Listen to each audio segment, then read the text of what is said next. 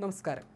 ദിവസങ്ങളോളം പോലീസിനെയും ഭരണകൂടത്തെയും വെല്ലുവിളിച്ച് ഒളിവിൽ കഴിഞ്ഞ കൊടും കൊട്ടേഷൻ തലവൻ അർജുൻ ആയങ്കിക്ക് ഒടുവിൽ നിയമത്തിന്റെ pot. Kannur cyber police register ചെയ്ത കേസിൽ അറസ്റ്റിലായ ആയങ്കിയെ കൂത്തുപറമ്പ് മജിസ്ട്രേറ്റിന് മുന്നിൽ ഹാജരാക്കി 14 ദിവസത്തേക്ക് റിമാൻഡ് ചെയ്തു.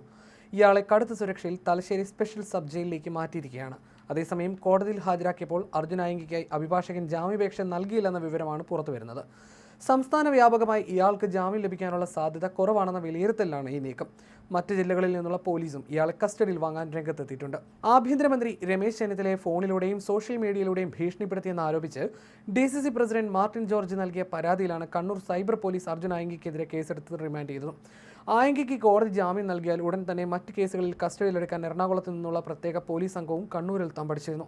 എറണാകുളം കോതമംഗലം ഊന്നുകൽ പോലീസ് നാളെ അർജുൻ ആയങ്കിയുടെ ഫോർമൽ അറസ്റ്റിനായിട്ടുള്ള അപേക്ഷ കണ്ണൂർ കോടതിയിൽ സമർപ്പിക്കും.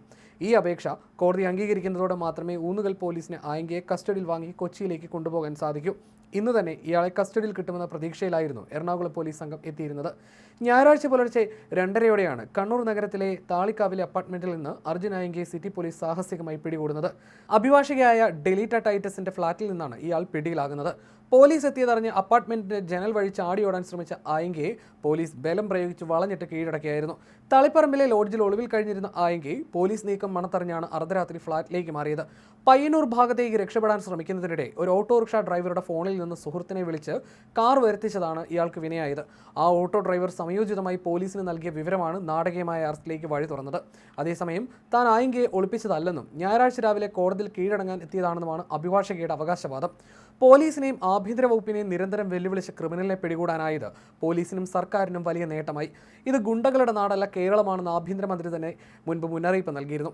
ആയങ്കിയുടെ അറസ്റ്റിനൊപ്പം ഗുണ്ടകളെ അമർച്ച ചെയ്യാനുള്ള ഓപ്പറേഷൻ ഗ്രിപ്പ് കൂടുതൽ ശക്തമാക്കാനാണ് പോലീസിന്റെ തീരുമാനം. അർജുൻ ആയങ്കിക്കെതിരെ കാപ്പ ചുമത്തി കണ്ണൂർ സെൻട്രൽ ജയിലിൽ അടയ്ക്കാനാണ് പോലീസിന്റെ നീക്കം. സംസ്ഥാന വ്യാപകമായി 23 കേസുകളിൽ പ്രതിയായ ആയങ്കി കൊടും കൊട്ടേഷൻ ക്രിമിനലാണെന്ന് ചൂണ്ടിക്കാട്ടി കണ്ണൂർ ജില്ലാ കളക്ടർ P. വിഷ്ണുരാജിന് പോലീസ് ഉടൻ റിപ്പോർട്ട് നൽകും.